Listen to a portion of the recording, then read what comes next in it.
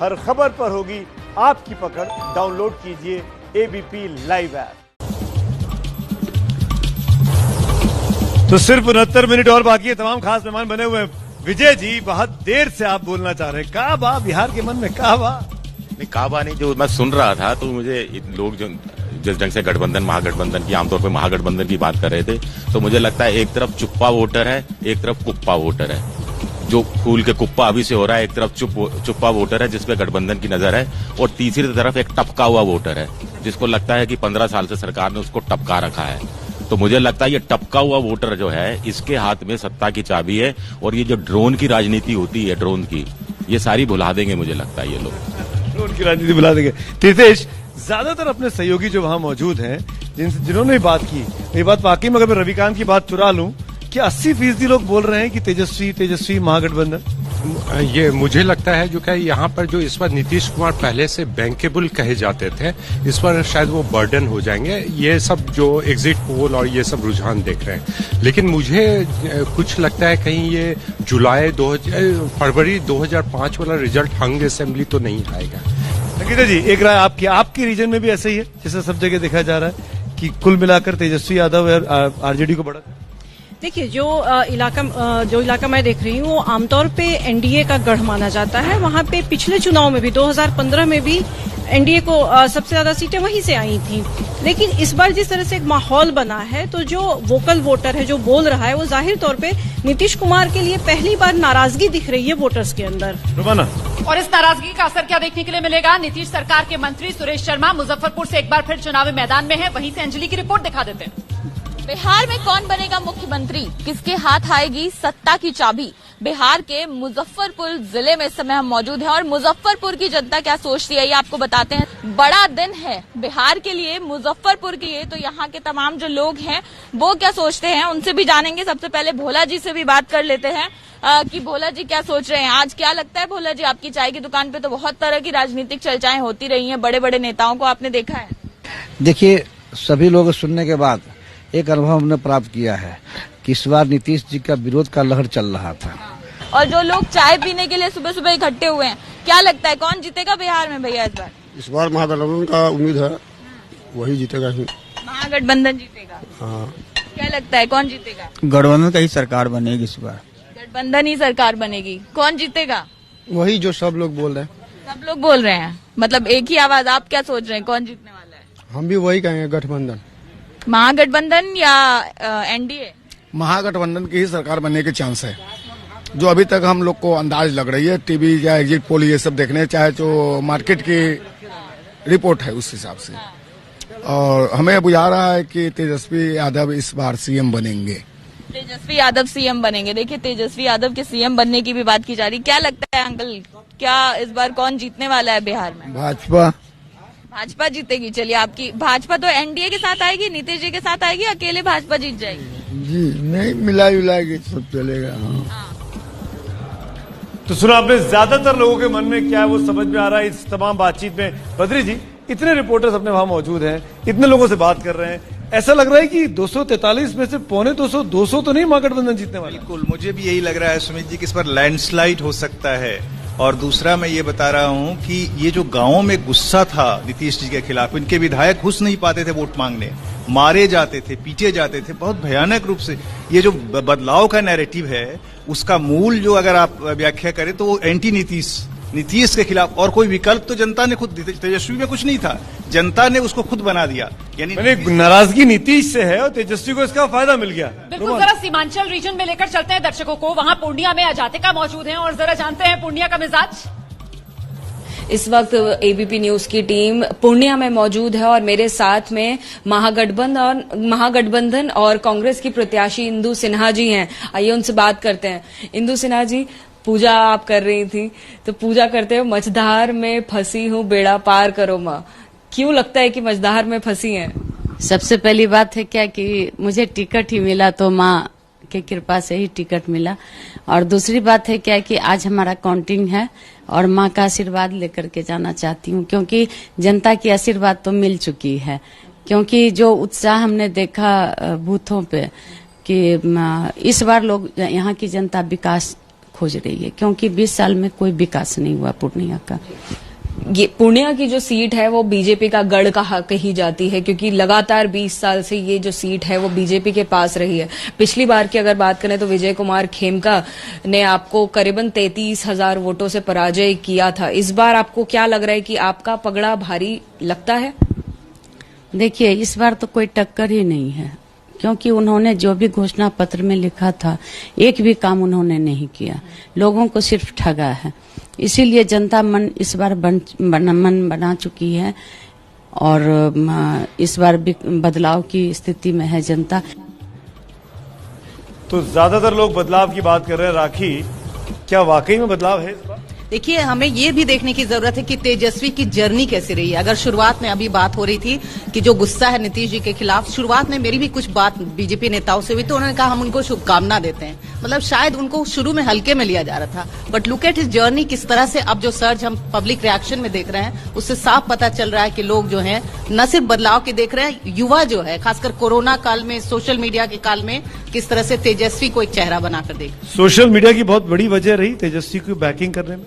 देखिए, social media वगैरह एक पूरक भूमिका का निर्वाह करते हैं, ऐसा नहीं है कि वो बुनियादी कोई भूमिका का निर्वाह करते हैं। यहां पे दिखाई पड़ रहा है, जो बातचीत आपके संवाददाता कर रहे हैं जनता से, दिखाई पड़ रहा है कि बीजेपी और जेडीयू दोनों दुर्गति की तरफ बढ़ रहे हैं। और उस दुर्गति का प्रमुख, अगर होती है दुर्गति उनकी, तो प्रमुख कारण है उन दोनों के बीच का झगड़ा। ये निकल कर आएगा। अगर वो लोग हारते हैं बुरी तरह, तेजस्वी को श्रेय तो जाएगा, लेकिन उनके बीच का जो विवाद है, बीच का झगड़ा जो है, समन्वय ना होना, एक दूसरे को काटना, क्रॉस पर्पसेस से काम करना, ये सब निकल के आएगा। तो नीतीश कुमार के खिलाफ चुनाव हुआ है, तेजस्वी यादव के लिए चुनाव नहीं हुआ? मेरे ख्याल से तेजस्वी के लिए भी हुआ है। जब इतना ज्यादा असर दिखाई दे रहा हो तो सिर्फ खिलाफ नहीं है, उनके लिए भी हुआ है। और ये जो आप बोल रहे थे सोशल मीडिया, मैं पिछले दिनों तेजस्वी से मिला था। अगर आप देखें तो जिस तरह के ऐप हैं उनके फोन पर, मुझे भी बहुत इंटरेस्टिंग लगा कि आप वो बता सकते थे कि ये जो प्लेन उड़ रहा है ये किनका है, इस हेलीकॉप्टर में कौन जा रहा होगा, इस तरह की सारी जानकारियां। वो आपको युवा बनाते हैं, वो आपको जोड़ते हैं युवाओं से सीधे एक, और उसका इन्होंने बड़ा अच्छा इस्तेमाल किया। ये देखिए, बड़ा इंटरेस्टिंग एक कंट्रास्ट अगर आप देखें तो आप एप्स के बारे में बात करते हैं, पर आप बीजेपी या जेडीयू वाले नहीं हैं, आप आरजेडी वाले हैं। शहरी मतदाता हमारे कैमरे में आज बात कर रहे हैं, जहां मैं अभी जी को यही बोल रहा था कि आपको सुनाई देगा बीजेपी जेडीयू, वहां आरजेडी की बात कर रहे हैं। तो ये जो है, ये दोनों चीजें एक तरीके से अगर आप देखें तो एक बदलाव दिखाती हैं और ये भी बताती हैं कि बदलाव का रास्ता क्या रहा। रणवीर जी, इतने लोग बैठे हैं, 15 आदमी, 5 रिपोर्टर वहां मैं रिपोर्ट दिखा चुका हूं। जो 5 आदमी 25 लोगों से बात कर चुके हैं, अभी भी मन में कुछ शक शुबा है क्या कि जेडीयू आ सकती है? 1 घंटा बाकी है। मैं बता रहा हूँ, देखिए, पब्लिक स्वतंत्र है, बोलने में उनको आप नहीं रोक सकते, ना आप किसी को रोक सकते। अब यहाँ पर अभी छोटे लालू साहब ने एक बात कह रहे थे, वो उनकी कभी आप मुंगेरी लाल के हसीन सपने हैं वाकई में आपके, या वाकई में कुछ करने वाला है? ऐसा क्यों नहीं हो पा रहा है कि आप अपना काम नहीं गिना पा रहे? तेजस्वी के ट्रैप में आप लोग फंसते जा रहे हैं। यहाँ पर एक तरह की हवा चली थी, 10 लाख की जो हवा चली झूठों के पुलिंदा में, लोगों ने, खास करके जो रूरल एरिया के लोग हैं, उसका की जरूरत है रोजगार। आप झूठों का पुलिंदा बोल रहे हैं। आप 11 लाख बोल देते, आपके पास जो वक्त था। शायद आपको हमसे ज्यादा पता होगा कि नीतीश कुमार सरकार ने क्या कार्य किया और उन्हें कितनी रोजगार दिया। 10 लाख की आपके हिसाब से हवा चली, और 19 लाख की क्या थी? आंधी थी? क्या था? तूफान था क्या?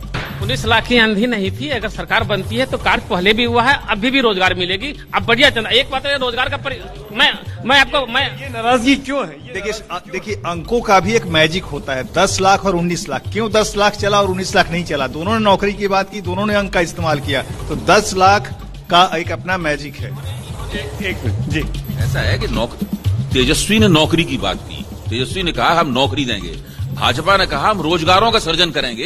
इन दोनों बातों में फर्क है, रोजगारों के अवसरों को अवसर देंगे, और ये एक अस्पष्ट वायदा है, और जबकि तेजस्वी का वायदा स्पष्ट वायदा है। देखिए, ये एक फाइन पॉइंट, बड़ी बात क्या है? 60 मिनट वोटों की गिनती में अब पूरा 1 घंटा बाकी। जी देवान, सुमित, देखिए, ये जो है ना, ये जुमलेबाजी है कि रोजगार है, नौकरी है। बड़ी बात क्या है? उन्होंने 10 लाख कहा, आपने उसका मजाक उड़ाया, आपने कहा नहीं लोगों में ये चल रहा है, आपने उसको कॉपी किया। अब आप कॉपी करके 50 लाख भी कहेंगे तो लोग 10 लाख वाले पे ही कॉपी। बहुत जरूरी है महिलाओं के बारे में यहाँ कहना, और मुझे लगता है कि जो पिछली बार नीतीश जी का कॉन्फिडेंस महिलाओं से आया था, ये एक बहुत बड़ा प्रयोग होगा देखने। इस बार भी महिलाओं ने ज्यादा वोट किया, करीब 6% का अंतर है। क्या आपको लगता है कि नीतीश जी को उम्मीद माननी चाहिए? ये एक तरह का प्रयोग होगा ये देखने के लिए कि क्या वोटों में और क्या वो उत्साह महिला का जो दिखा था शराबबंदी के अवसर के हिसाब से भी, कि क्या वो सही में परिलक्षित होगा। को नहीं भूलना चाहिए, पटना में, बिहार में बहुत सी ऐसी नव युवतियां हैं जो मिलेनियल्स हैं, जो पहली बार वोट डालेंगी, जो तेजस्वी यादव को देख रही हैं, जो लालू यादव को नहीं जानती हैं।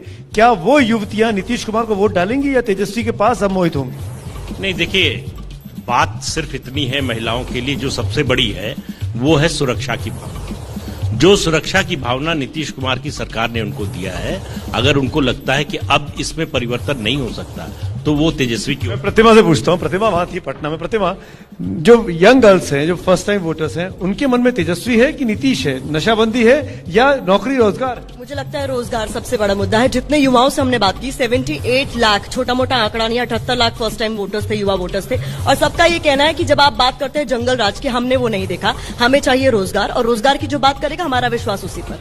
ये प्रतिमा के इसको आगे बढ़ाते हुए, बिहार यंगेस्ट स्टेट है मीडियन एज में, 20 इयर्स है।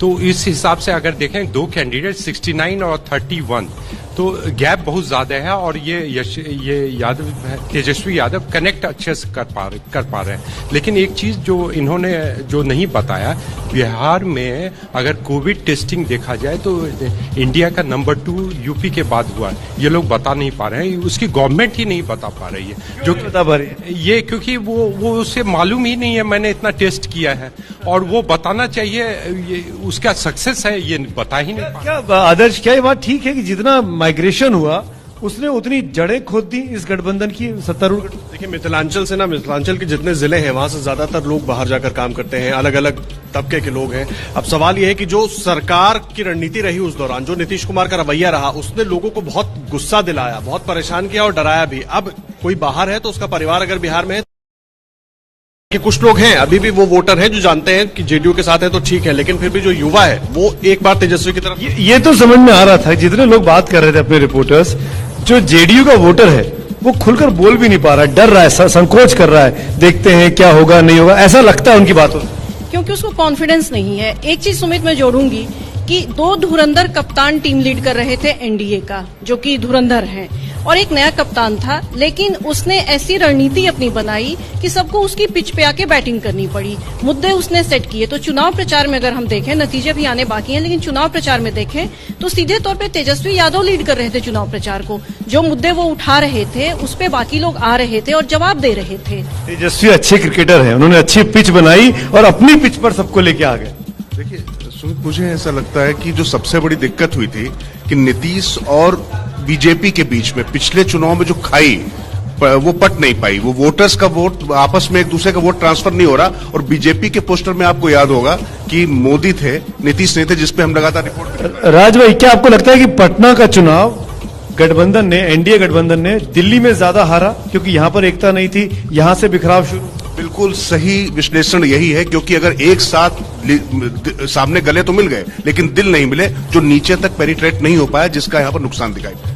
सुमित जी, मैं एक छोटी बात कह दूं आपको, जहां तक महिलाओं का के मत का सवाल है, ये ठीक है कि नीतीश कुमार ने अपने लिए एक कॉन्स्टिट्यूंसी बनाई थी, परंतु ये भी सही है कि 2010 में और 2015 में उसके वो लाभ पा चुके हैं। और जब नौकरियों की बात चलती है तो महिलाएं ये भी सोचती हैं कि उनके भी भाई हैं, उनके भी बेटे हैं, क्योंकि उनके चिंता का भी विषय नौकरी है। तो मुझे लगता है कि ये जब नौकरी का मुद्दा चलता है तो महिलाएं भी कहीं ना कहीं उस ओर झुकती हुई नजर आ रही हैं।